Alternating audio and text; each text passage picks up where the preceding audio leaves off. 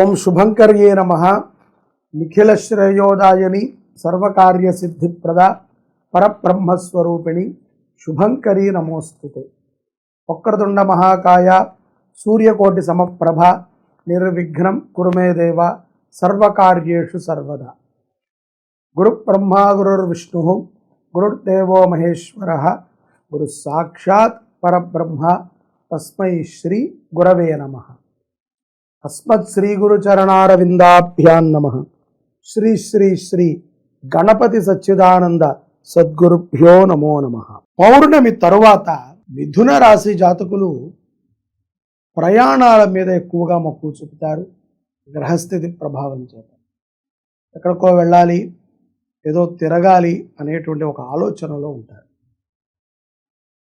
ఇది దైవపరంగానైనా ఉండొచ్చు, కుటుంబ పరంగా అయినా ఉండొచ్చు, ఏదో హాలిడే పరంగా అయినా అయి ఉండొచ్చు. ఏదైనప్పటికీ తిరగాలి, కొంత విశ్రాంతి కావాలి. విశ్రాంతిపరమైనటువంటి తిరుగుల మీద ప్రధానముగా ధనం బాగా ఖర్చు అవుతుంది. కాబట్టి అవసరం ఉంటేనే తిరగండి. కాలము వర్షాకాలము కాబట్టి జాగ్రత్తగా ఉండాలి. ఎక్కడ పడితే అక్కడ తిరిగి ఏది పడితే అది తిని అనవసరమైనటువంటి రోగాలని తెచ్చుకోవచ్చు. అలాగే వ్యాపారస్తులు న్యాయ వ్యవస్థతో కొంత పోరాడాల్సి వస్తుంది. ఎప్పుడో తెగిపోయినటువంటి ఒక సమస్య మళ్ళీ ఇప్పుడు లింకును పుదుచుకునేటువంటి అవకాశం కూడా ఉంది. ఏదో తెలియక జ్ఞానముతోనో అజ్ఞానముతోనో చేసినటువంటి ఒక తప్పు మనిషిని కరించి వేస్తూ ఉంటుంది.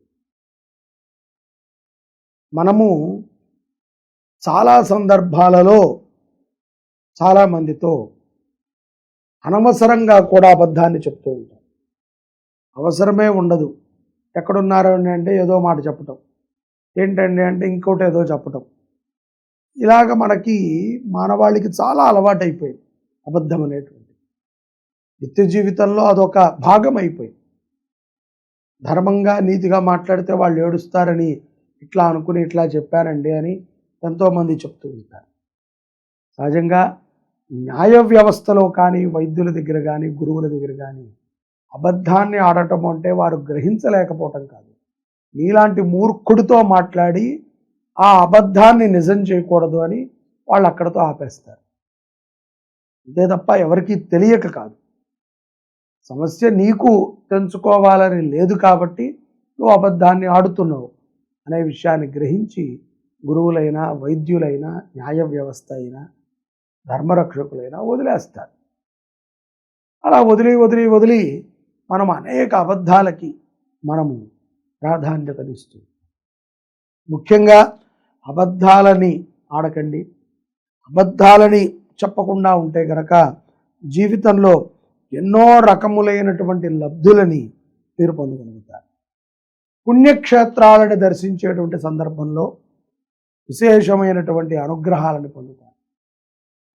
పెద్ద పెద్ద క్యూ లైన్లు ఉన్నప్పటికీ, ఎంతో రద్దీ ఉన్నప్పటికీ భగవంతుడి యొక్క దర్శనం సులభంగా అవుతుంది మిథున రాశి వారికి. అదేంటండి ఇందాకేమో అబద్ధాలు కోరి అన్నారు, ఇప్పుడేమో మళ్ళీ ఇట్లా అంటున్నారు అని మీరు అనుకోవచ్చు. భగవంతుడు మనకి దర్శనం ఇచ్చినంత మాత్రాన మనకు అన్నీ కలిసి వస్తాయి అనుకుంటాం. మన మూర్ఖత్వం. భగవంతుడు దర్శనం ఇచ్చినా ఇవ్వకపోయినా కలిసి రావటం అదృష్టం. కాబట్టి దైవ దర్శనం జరిగింది కాబట్టి మనం అదృష్టవంతులం అనుకోకూడదు. కష్టపడకుండా దైవ దర్శనం జరిగింది అంటే ఇందాక మీకు చెప్పినటువంటి ఉదాహరణ. ఇతను ఎక్కువసేపు ఉంటే అందరినీ చెడగొడతాడని పరమాత్మ తొందరగా దర్శనం చేయించి కూడా పంపించవచ్చు. కాబట్టి ఏదైనా మనం తీసుకునే దాంట్లో ఉంటుంది. ముఖ్యంగా భక్తితో ఉండటం అనేటువంటిది మిథున రాశి వారికి చాలా ప్రాధాన్యం.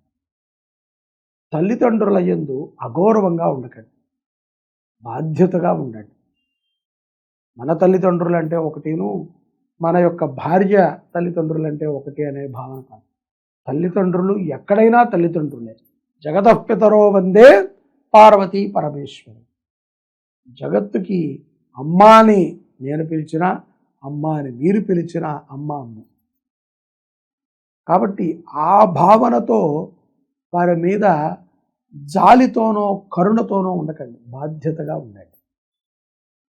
వాళ్ళ మీద జాలి చూపించండి అని నేను అనట్లా.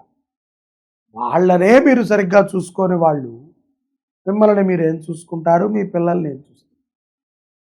కాబట్టి బాధ్యతగా ఉండటం చాలా ముఖ్యం. పుణ్యక్షేత్రాల నుంచి ఎంతో మంచి విషయాలను సంగ్రహిస్తారు, వాటిని జీవితంలో అవలంబన చేయండి. అలాగే దాన ధర్మాల విషయాలలో కూడా కొంత ఆలోచనలు చేసి సక్రమమైనటువంటి దాన ధర్మాలను చేస్తారు. అన్నదానము చేయటంలో మిథున రాశి జాతకులు ఆగస్టు మాసంలో ముందంచెలో ఉంటారనటంలో ఎటువంటి అతిశక్తి. ఈ యొక్క ఫ్లక్చువేషన్ మైండ్స్ ఉంటాయి. ఇప్పుడు నేను చెప్పినటువంటి కొన్ని విషయాల యందు ఫ్లక్చువేషన్ మైండ్స్తో మిథున రాశి జాతకులు ఉంటారు. అలాగే విద్యార్థులు కూడా మంచి స్నేహితులని పెట్టుకోండి. మంచిగా మీ యొక్క మిమ్మల్ని చదువుకుంటానికి పెట్టారు కాబట్టి మంచిగా చదవండి. మిగతా విషయాలన్నీ వద్దు మనకి. చదువుకోవటం, తల్లిదండ్రులకి ఏం జరిగినా చెప్పటము, వారి యొక్క నిర్ణయాల మీదుగా సాగటము మంచిది. సొంత నిర్ణయాలతో అభివృద్ధి చెందే అంత మేధశక్తి మనకి లేదు. చాలామంది అనుకుంటారు బీటెక్ చదువుతున్నాం కదా, మా అమ్మకేం తెలుసులేండి, మా నాన్నకేం తెలుసు మా కష్టాలు, అప్పట్లో చదువులాగా అనుకుంటున్నాడు అని. చదువు ఎప్పటికీ చదువే. అది ఇప్పటి చదువు అప్పటి చదువు అని ఏమి ఉండదు. అప్పటి చదువే స్ట్రాంగ్, ఇప్పటి చదువు మరీ వీక్. కాబట్టి చదువుకునేటువంటి పిల్లలు మీ యొక్క విద్యాభ్యాసం మీద పెట్టండి.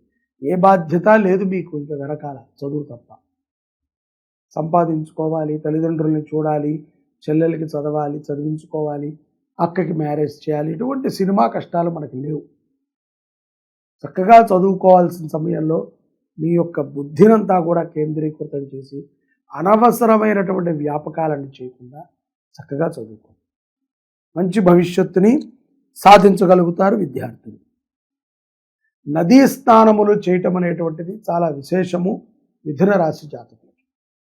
అలాగే నదీ తీరముల యందు యజ్ఞయాగాదులను చేయించటం కూడా చాలా మంచి ఫలితాలను మీకు ఇస్తుంది. అన్నదానము చేయండి. పౌర్ణమి తరువాత ఆర్థికముగా చాలా పుంజుకుంటారు. వదిలేసుకున్నటువంటి కొన్ని ధనాలు వస్తాయి.